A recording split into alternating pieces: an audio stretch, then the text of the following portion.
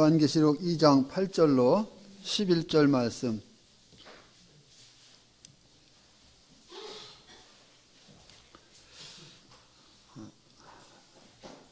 제가 읽어드리겠습니다. 서머나 교회의 사자에게 편지하라. 처음이며 마지막이요 죽었다가 살아나신 이가 이르시되 내가 네 환난과 궁핍을 알거니와 실상은 네가 부유한 자니라. 자칭 유대인이라 하는 자들의 비방도 알거니와 실상은 유대인이 아니요 사탄의 회당이라. 너는 장차 받을 고난을 두려워하지 말라. 볼지어다 마귀가 장차 너희 가운데서 몇 사람을 옥에 던져 시험을 받게 하리니 너희가 10일 동안 환난을 받으리라. 네가 죽도록 충성하라. 그리하면 내가 생명의 관을 네게 주리라. 귀 있는 자는 성령이 교회들에게 하시는 말씀을 들을지어다. 이기는 자는 둘째 사망의 해를 받지 아니하리라.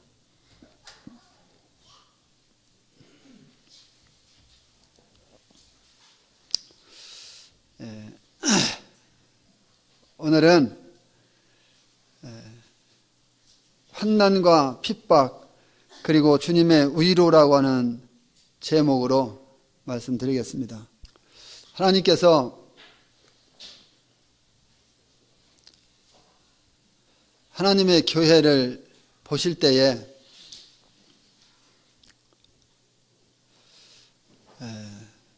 어떤 부분은 알고 계시고 어떤 부분은 모르고 계신 것이 아니라 알지 못하시는 것이 하나도 없으시며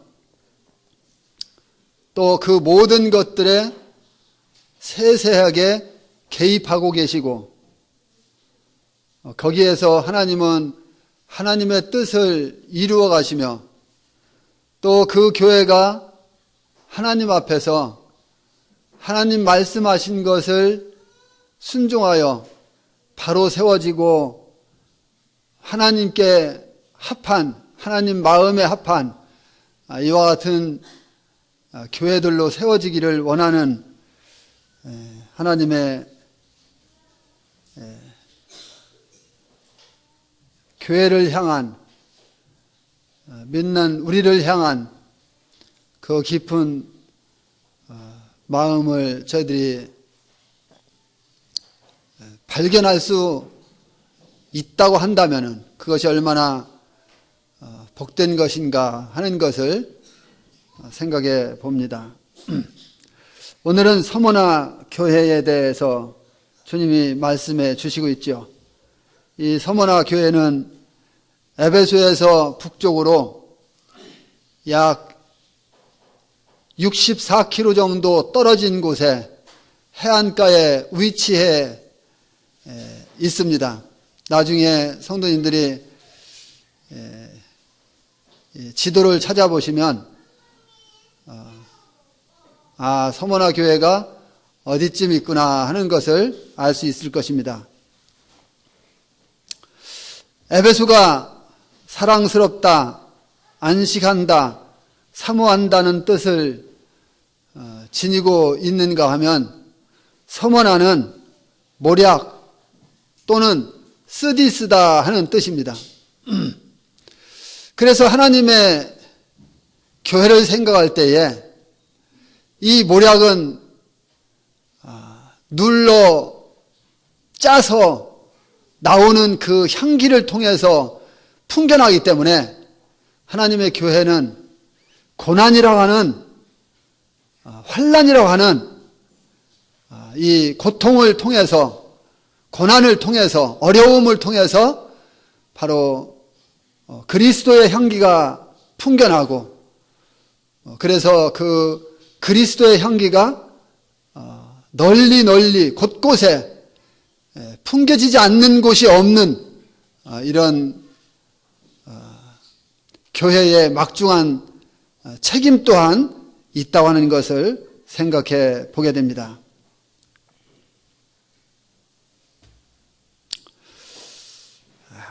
그리스도께서는 서머나 교회를 향해 처음이며 마지막이요 죽었다가 다시 살아나신 이이심을 친히 소개해 주고 있는 것을 보게 됩니다. 이것은 주님의 절대 신성에 대해서 말씀하시고 있는 것이죠. 왜냐하면 주님은 처음으로서 모든 피조물보다 먼저 계신 분이기 때문에 그렇습니다. 그리고 마지막으로서 주님은 다른 모든 피조물들이 사라진 뒤에도 우리 주님은 계시기 때문에 그렇습니다. 오직 주님만 무조건적이고 본래적이며 불멸성이 있습니다.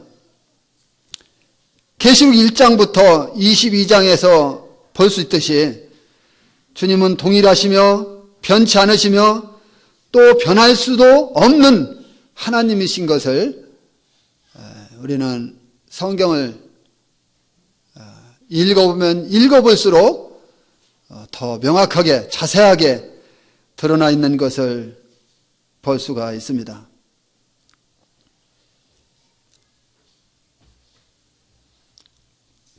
그 다음에 주님은 친히 인성을 강조하셨습니다.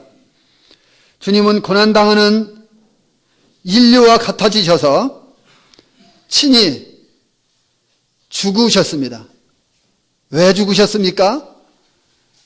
우리는 성경 여러 곳을 통해서 그리고 또 들려지는 하나님의 말씀을 통해서 누누이 선포되고 있는데 바로 예수 그리스도께서 죽으신 것은 죄인들의 죄 때문에 죽으셨다고 하는 것입니다. 주님은 영원에 속해 계시지만 시간 안에서 자신이 죽음에 처하도록 내어주셨습니다. 허락하셨습니다. 주님은 영원하신 분이에요. 주님에게는 시간이라는 개념이 있을 수가 없는 거예요. 그럼에도 불구하고 주님은 시간 안으로 들어오셔서 자신을 그 시간 안에서 죽음이라는 것에 내어주셨어요. 얼마나 놀라우신, 얼마나 사랑이 많으신 분이셨습니까? 바로 우리 죄를 담당하시고 죽으신 것이죠. 주님께서 만약에 죽음으로 끝났다면 그것은 아무런 의미가 없는 거예요. 주님이 죽은 것으로 끝났다면 우리에게 무슨 소망이 있겠습니까? 아무런 의미가 없는 것입니다. 주님은 죽은 자 가운데서 살아나셨습니다. 여기서 말하는 것은 부활의 승리를 말씀하고 있는 것입니다. 우리 주님은 부활이라고 하는 죽음을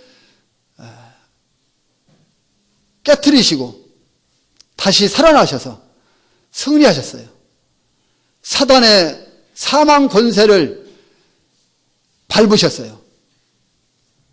우리 주님께서 그렇게 승리하셨기 때문에 우리 주님을 믿는 우리들에게도 그 승리가 분명하게 있다고 말씀하시고 있는 것입니다. 죽음에 직면하여 하루하루를 살아가고 고난과 고통 가운데 있고 핍박과 따돌림과 그리고 말할 수 없는 환난을 받고 있는 서머나 교회 성도들에게 이 소식이 얼마나 큰 위로와 격려가 됐겠습니까? 많이 배고픈 사람에게 밥을 사주면은 그것은 참으로 감사한 일이죠. 그 사람의 감사는 마음 깊은 곳에서부터 뼈저리게 느껴지면서 나오는 감사가 되겠죠. 마찬가지로 그렇게 죽음의 직면에 있는 내가 언제 죽을지도 모른다고 하는 이와 같은 가운데 있는 서머나 교회 성도들에게 주님이 죽은 자 가운데서 다시 살아나셨다고 하는 이 소식을 듣게 될 때에 얼마나 큰 위로가 됐겠는가. 성도님들, 우리가 지금은 건강하고 우리가 지금은 죽을 것 같지 않고 우리가 지금은 죽음이라고 하는 것에 대해서 깊이 생각하지 않지만 그러나 우리는 죽음이 찾아옵니다. 그런데 죽은 다음에 그것으로 끝난다면 얼마나 허무하겠습니까? 우리는 주님이 죽었다가 다시 살아나셨기에 그것을 믿는 우리들에게도 우리 안에 계신 성령께서 그 죽은 자 가운데에서 우리도 다시 살리신다고 약속하셨습니다.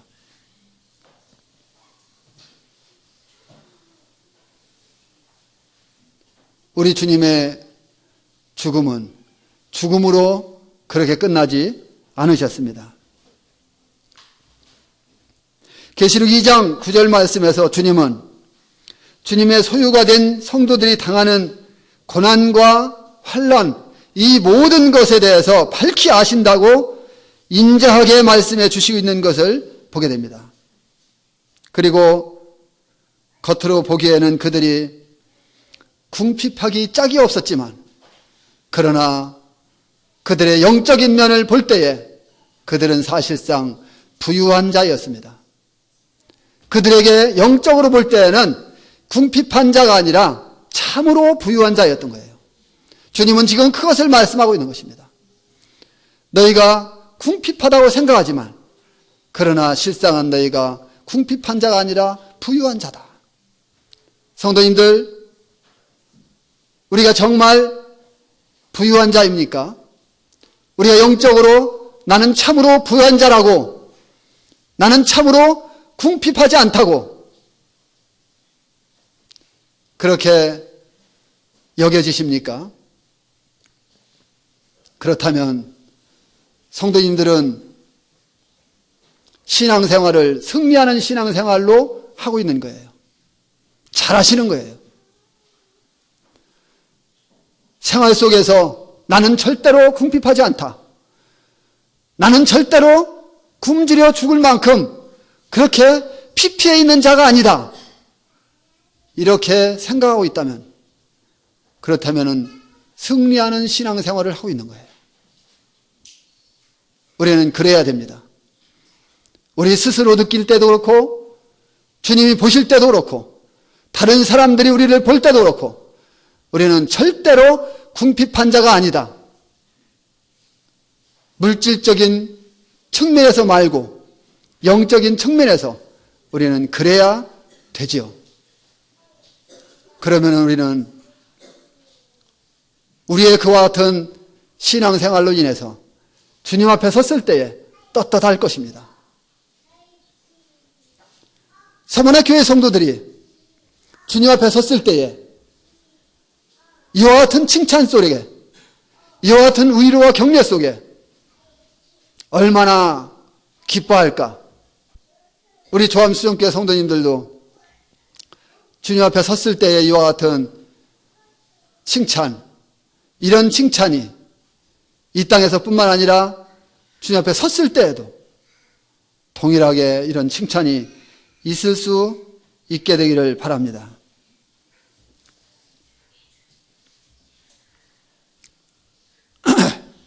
주님은 그들에게 내가 네 환난을 안다고 말씀하십니다. 서머나 신실한 성도들은 믿음 때문에 따돌림을 당하고 그리고 때로는 체포되고 그리고 잔악한 고문을 당하면서 생명을 내어주기까지 하는 이와 같은 엄청난 환난 가운데 있었던 것을 보게 됩니다. 자, 그런데 이것을 누가 안다고 했습니까? 우리 주님이 아신다고 말씀하십니다.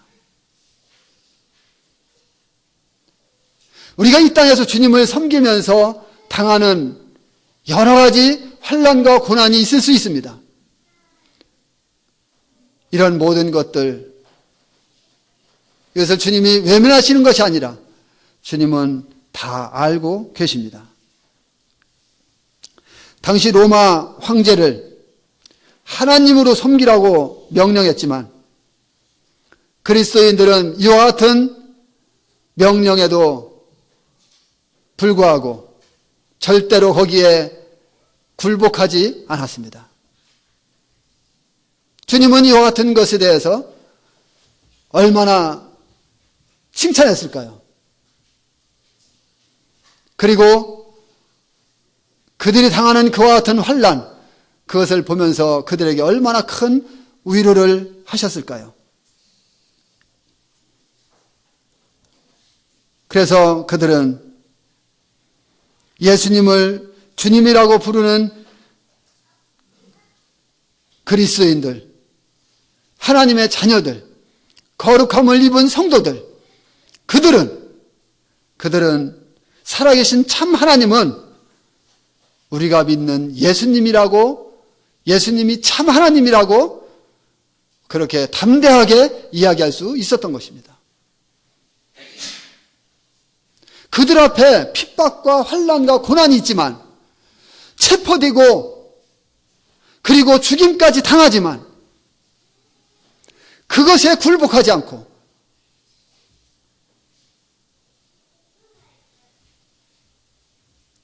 그것은 뭐로 봐야 될까요?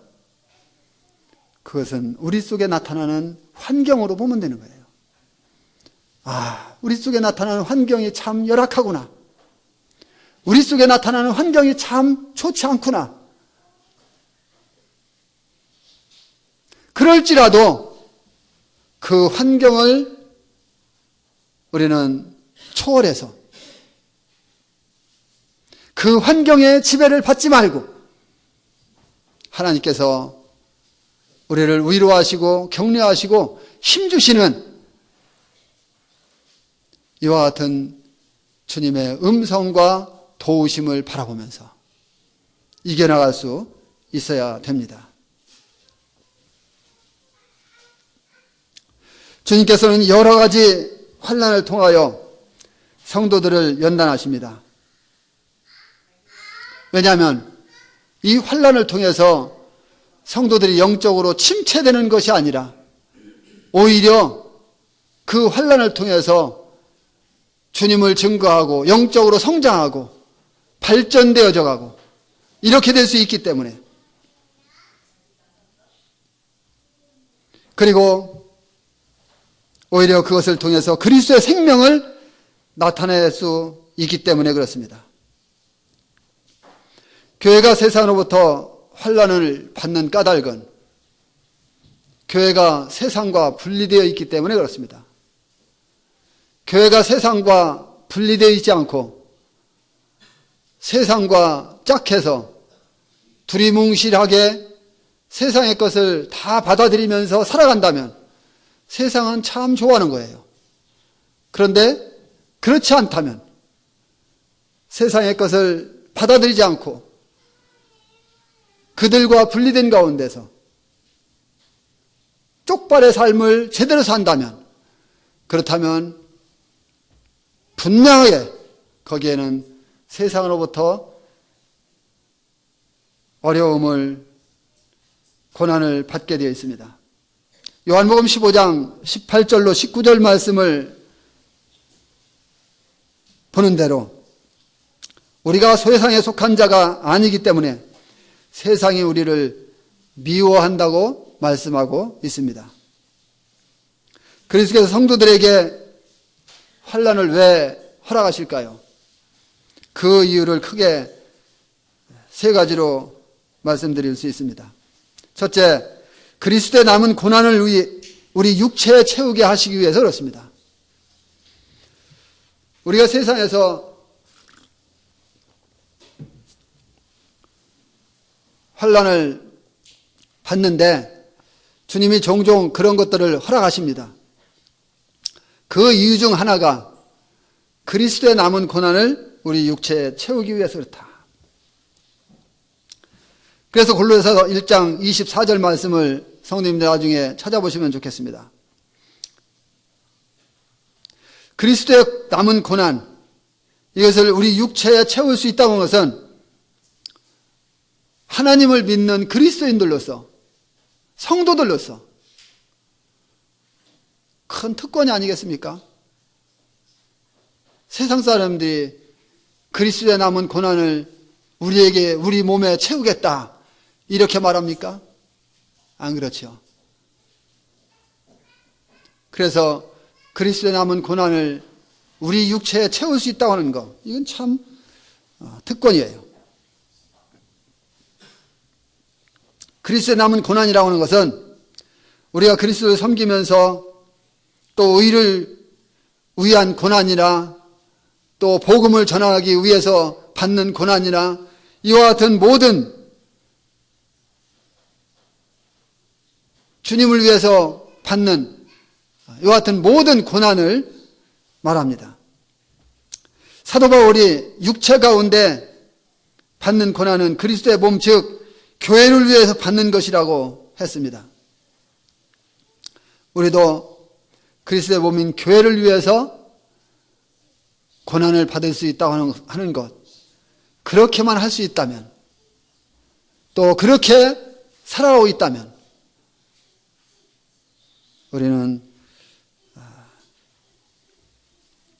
주님 앞에 큰 칭찬을 받게 될 것입니다. 물론 이 땅에서는 그것이 고통스럽고 힘들겠지만, 두 번째, 성도들로 하여금 환난을 통하여 인내와 소망을 배우게 합니다.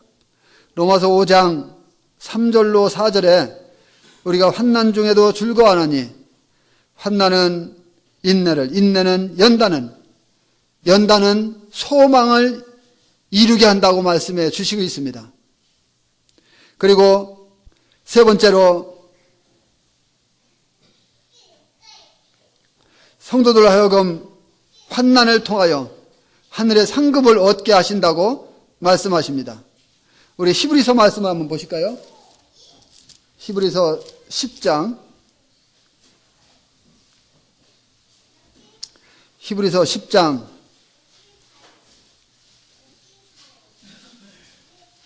32절로 36절. 첫날에 너희가 빛을 받은 후에 고난의 큰 싸움을 견디어낸 것을 생각하라. 혹은 비방과 환난으로서 사람에게 구경거리가 되고 혹은 이런 형편에 있는 자들과 사귀는 자가 되었으니 너희가 갇힌 자를 동정하고 너희 소유를 빼앗기는 것도 기쁘게 당한 것은 더 낫고 영구한 소유가 있는 줄 알미라. 그러므로 너희 담대함을 버리지 말라. 이것이 큰 상을 얻게 하느니라. 너희에게 인내가 필요함은 너희가 하나님의 뜻을 행한 후에 약속하신 것을 받기 위함이라. 여기에 보면은 전날에 너희가 빛을 받은 후에 고난의 큰 싸움을 견뎌낸 것을 생각하라. 혹은 비방과 환난으로서 사람에게 구경거리가 되고 혹은 이런 형편에 있는 자들과 사귀는 자가 되었으니, 이런 형편에 있는 자와 사귀는 자가 되었다. 그러니까 고난과 환난과 핍박과 때로는 생명의 위협까지 느끼는 이와 같은 고난을 받는 자들이 있는데, 그렇지 아니한 자들이 그러한 자들을 도왔을 때에 사귀는 자가 되는 것이죠.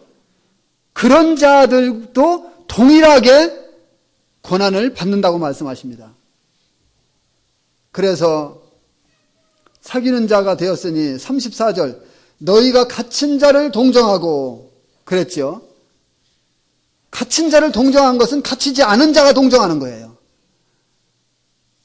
이와 같은 일들을 했을 때에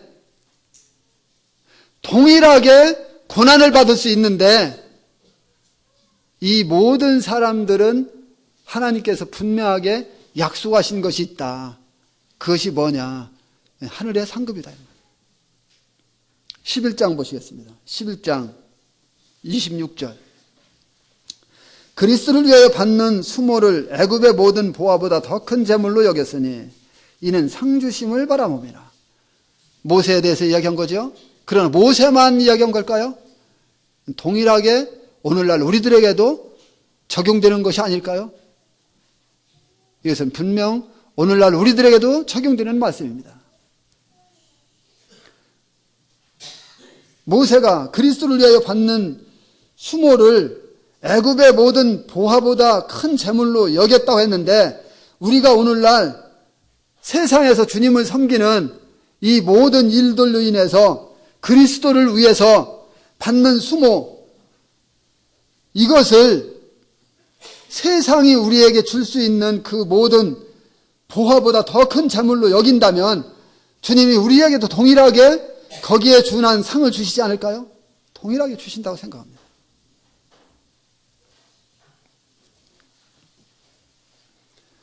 서문에 자칭 유대인이라는 자들이 있었는데 그들은 가면을 쓴 거짓 그리스도인들이었습니다.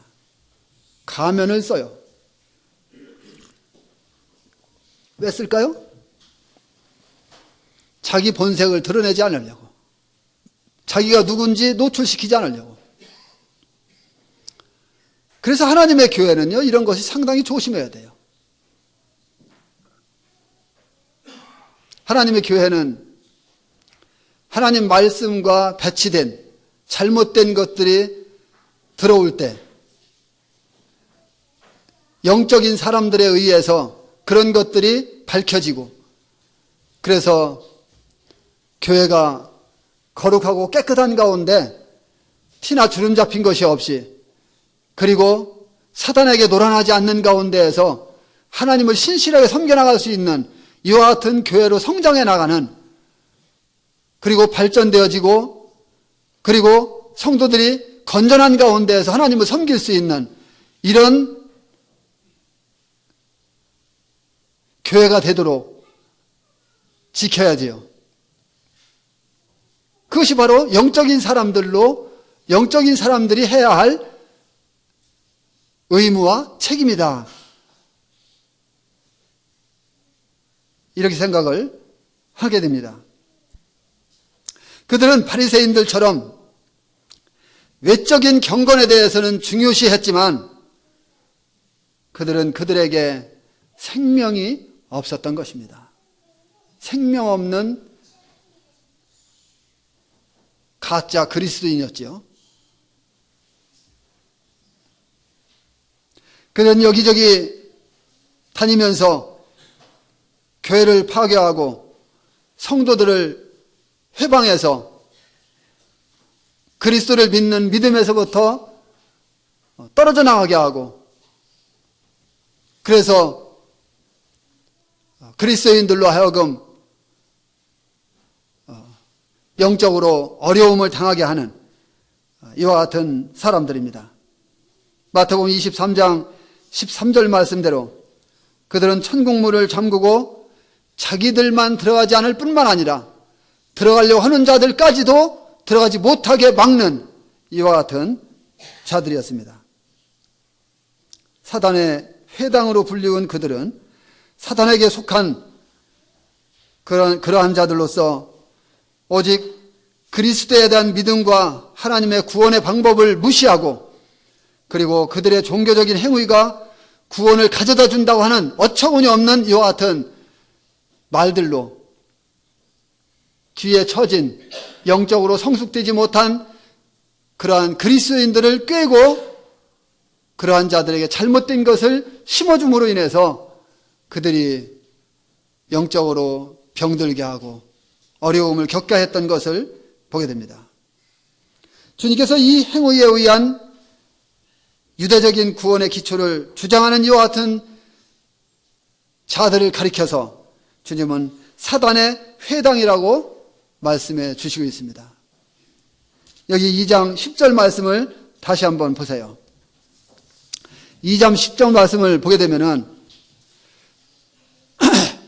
주님께서 서머나 교회 사자에게 미리 말씀하시기를 창차받을 고난에 대해서 두려워하지 말고 믿음을 굳게 지키라고 말씀하고 있는 것입니다.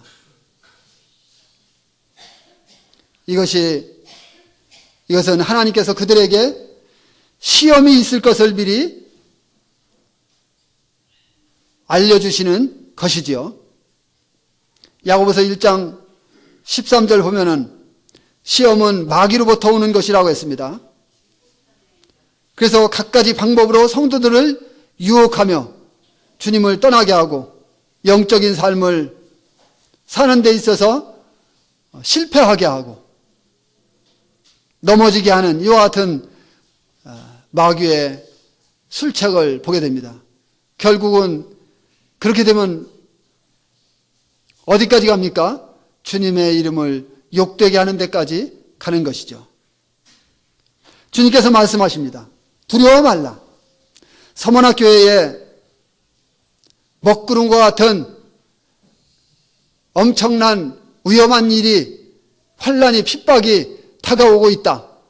그러나 그러한 것으로 인해서 두려워하지 말라. 주님은 그들이 지속적인 두려움 가운데 그냥 머물러 있고 처해 있는 것을 원치 않으셨습니다. 주님은 항상 어떤 경우도 오늘날에도 똑같죠. 성도들이 영적으로 침체 가운데 빠질 수 있는 이와 같은 것에 놀라고 두려워하고 머물러 있고 거기에 주저앉아 있는 것을 원치 않습니다.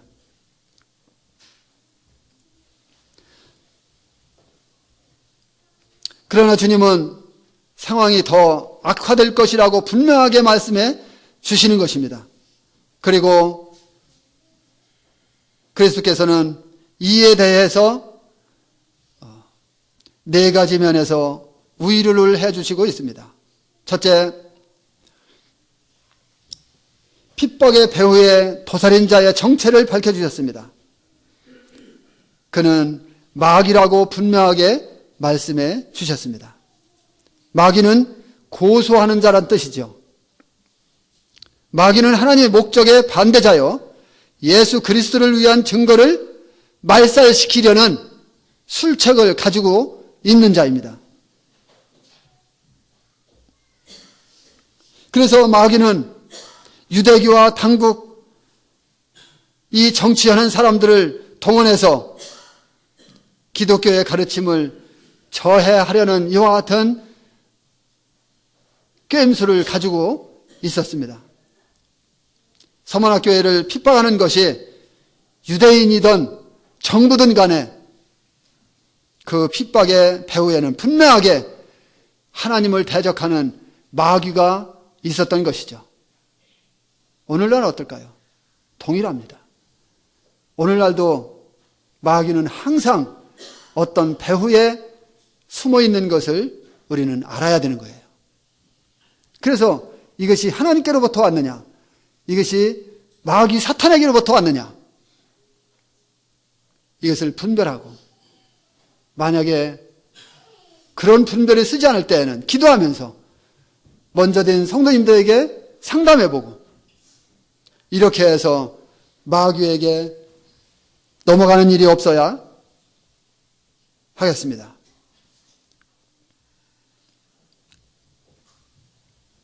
그러나 성도들이 엄청난 핍박과 공격의 표적이 되었다는 것을 누가 알고 있습니까? 그리스도께서 알고 있다고 하는 것입니다. 그리스도께서 알고 계시다는 것이 성도들에게 얼마나 큰 위로와 격려가 됐겠습니까?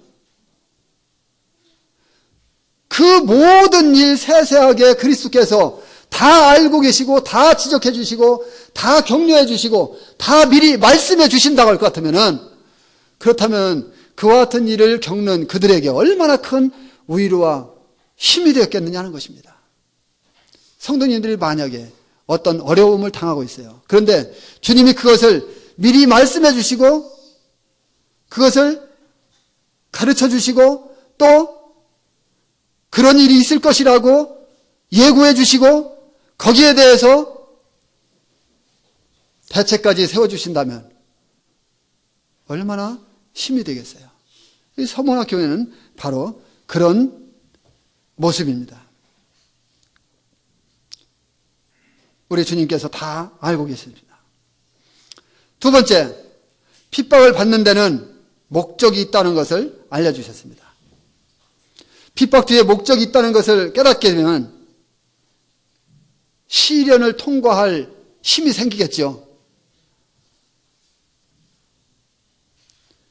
전혀 이 터널을 언제 지날지, 언제 이 터널이 환하게 나타날지 모른다면 막막하겠지요. 그러나 그럴지라도 터널은 빠져나간다. 거기에는 분명하게 환한 빛이 있다. 알기 때문에 꾸불꾸불한 깜깜한 터널을 지나는 운전수들은 그것에 아랑곳하지 않고 유유히 그 터널을 빠져나갑니다. 마찬가지로 고난 가운데 있는 우리가 그 고난의 끝에 분명하게 어떤 목적이 있다고 하는 것을 우리는 알아야 됩니다. 그럴 때 거기를 빠져나가면서 힘이 있게 되는 것이죠. 시험당하는 성도들이 그리스도께서도 동일한 적에게 동일한 공격을 당하셨다는 것을 안다고 할 때에 우리 주님도 동일하게 그런 공격을 당하시고 또 동일한 사탄에게 그런 어려움을 당하셨잖아요. 환난을 당하는 성도들이 그런 것을 안다고 할 때 문제가 되지 않는 거예요. 거기에는 큰 위로가 있는 것입니다. 마귀는 모든 성도들의 믿음을 가혹하게 시험할 것입니다. 거기에는 성도들이 한 명씩 한 명씩 투옥되고, 한 사람 투옥되고 나면은 또 한 사람 투옥되고, 또 한 사람 투옥되고, 이것이 얼마나 마음을 초조하게 하고, 이번엔 누굴까? 누가 잡혀갈까? 안 그렇겠습니까? 주님이 너희 중에 몇을 옥에 가둘 것이다 말씀하셨어요. 그렇게 한 사람 한 사람 투옥되는데 초조한 가운데 잊지 않게 하기 위해서 주님은 말씀하신 것입니다. 마귀의 마지막 무기는 무엇입니까? 죽음이죠. 최종적으로 그거밖에 할 게 없어요. 마귀는 그것을 통해 성도들이 그리스도께 대한 믿음을 부인하도록 만들기 위해서 끊임없이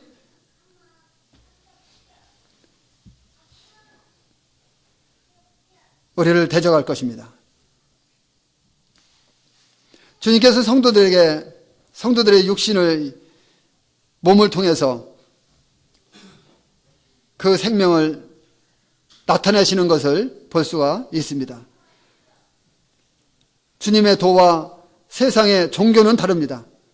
주님의 도는 뭡니까? 생명이죠. 주님의 도는 생명입니다. 그래서 성도가 흘린 피를 통해서 이 생명의 도는 널리 전파되는 것입니다. 사도행전에 보면은, 그리고 우리 믿음의 선진들을 보면은 나타나 있잖아요. 믿음의 선진들의 생명을 통해서 그 도는, 그 하나님의 말씀은, 살아있는 하나님의 말씀은 계속적으로 전파됐던 것입니다. 사도행전 8장 1절로 6절 말씀 보게 되면 당시 예루살렘 교회에 큰 핍박이 있었죠. 그러나 그것이 교회의 부흥과 발전을 막지는 못했습니다. 오히려 그 핍박으로 인해서 온 성도들이 다 흩어지고, 그 핍박으로 인해서 하나님의 말씀은 널리 전파됐던 거예요. 그것이 계기가 되어서 오늘날 우리들에게까지 온 것입니다. 세 번째, 핍박의 기간을 제시하셨습니다. 그 기간은 10일입니다. 이것은 서문화 성도들이 세상에서 겪게 되는 이와 같은 환난의 기간은 짧고 빨리 지나갈 것이라고 하는 것을 말합니다. 그러니까 하나님은 그들에게 이와 같은 메시지를 주시면서 크게 위로하신 것이죠. 이렇게 짧고 가벼운 고초를 너희들은 인내하여 저 영원하고 비할 데 없는 영광을 앙망해야 된다. 그것을 바라보라. 그것을 이야기하고 그것에 소망을 두고 그것을 찾으라. 그것을 쫓아가라. 주님 말씀하시는 거예요. 그래서 사도 바울은 우리가 받는 환난은 잠시 받는 것이라고 했습니다. 고린도후서 4장 17절로 18절 나중에 찾아보시기 바랍니다. 로마서 8장 18절은 현재의 고난은 장차 우리에게 나타날 영광과 비교할 수 없다고 말씀하십니다. 네 번째, 핍박당하는 자들에게 약속을 주셨습니다. 때로 성도들에게 환난이 찾아오게 되면은 낙심하는 경우가 있죠. 그러나 낙심할 필요 없습니다. 왜 그렇습니까? 주님 말씀하십니다. 죽도록 충성하라. 거기에서 말씀을 그쳤을까요? 아닙니다. 그 뒤에 말씀이 참 중요합니다. 그러면 생명의 면류관을 주었다. 주님이 죽도록 충성한 자에게 생명의 관을 주겠다고 말씀하시는 거예요. 주님께서 요구하시는 것은 죽음이 아니라 뭡니까? 충성입니다. 충성된 자들에게 주님은 생명의 관을 주시겠다고 약속하신 거예요. 서문회에 있는 성도들을 포함해서 모든 성도들이 순교자의 죽음을 맞지는 않을 것입니다. 그렇죠? 모든 사람들이 순교자의 죽음을 맞는다면 누가 복음 전하겠습니까? 그러나 모든 충성된 자들은 그리스도의 승리에 참여하게 될 것입니다. 충성된 자.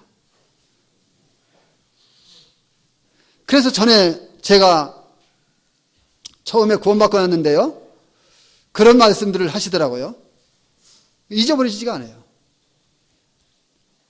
구원받은 사람들은 누구나 다 저 장로님과 같이 나도 말씀을 좀 전했으면 좋겠다, 이런 마음이 든다는 거예요.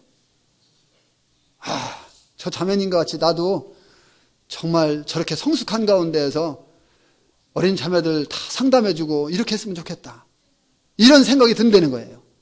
그런데 그렇게 되기 전에 먼저는 그렇게 되기 위해서 교회에서 신발장 정리도 하고 남들이 앉는 일, 굳은 일 같은 것도 하고, 이렇게 정말 보이지 않는 가운데서 이렇게 열심히 하다 보면은 주님이 후에 가서 나중에는 그렇게 영적으로 성장한 그런 성도님들의 모습과 같이 되어진다고, 주님이 그렇게 해준다고, 이런 말씀을 하시는 것을 제가 들었어요.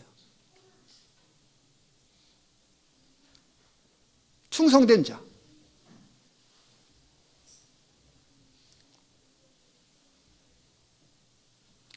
그리스도께서 약속한 생명의 관은 그들이 살든지 죽든지, 그들이 살든지 죽든지, 살아있든지 죽든지 그리스도께 충성했다는 증거가 될 것입니다. 뭐가? 그 관이. 우리에게 후에 훗날에 주님이 주시는데, 그 관이 그리스도께 충성했다는 증거가 그 관에서부터, 그 생명의 관을 볼 때, 저 성도가 세상에서 주님을 섬기면서 충성했구나. 시간이 조금 지났는데 몇 마디만 더 말씀드리겠습니다. 계시록 2장 11절, 그리스도께서 또다시 명령하십니다. 귀 있는 자는 성령이 교회들에게 하시는 말씀을 들을지어다.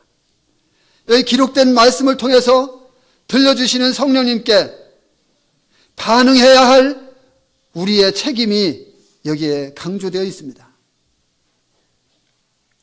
이러한 상황에서 성령님께 귀를 내어드리는 자가 정말 복이 있는 자예요. 이기는 자는 둘째 사망의 해를 받지 않을 것이라고 말씀하십니다. 이기는 자가 누굽니까? 이기는 자는 모든 구원받은 성도들입니다. 모든 구원받은 성도들이 이기는 자예요. 왜냐하면 계시록 20장 6절에 둘째 사망이 성도들을 다스리는 권세가 없다고 말씀하셨기 때문에 그렇습니다. 둘째 사망은 성도들을 다스릴 권세가 없어요. 이미 사망을 이기고 짓누르고 밟고 우리 주님이 승리하셨기에 그 사망은 성도들을 다스릴 권세가 없습니다. 이것은 내 말이 아니라 하나님 말씀입니다. 모든 성도들은 첫째 부활에 참여하기에 모두 이기는 자입니다. 그러나 우리 중에 누구든지 이기는 자에게 해당되지 못하는 자가 있다면 그는 분명 지옥이 있다고 하는 것을 알아야 됩니다. 그는 분명 지옥이 있다는 것을 알아야 됩니다.